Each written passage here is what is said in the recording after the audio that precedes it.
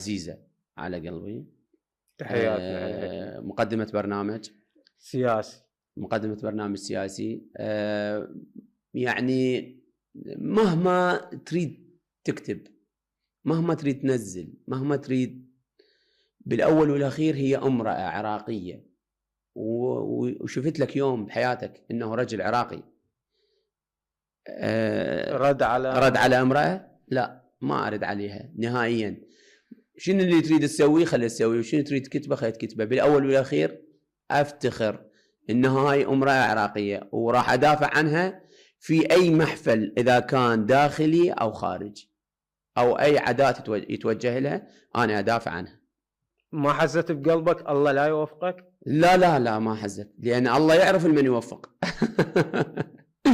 هي شنو السبب اللي أساسا هذا بعد، هذا ممكن سؤال أنت تقدر تسألها به، يعني هذا أنا ما راح أقدر أجاوب، يعني شنو السبب وليش، هذا شيء راجع لها هو.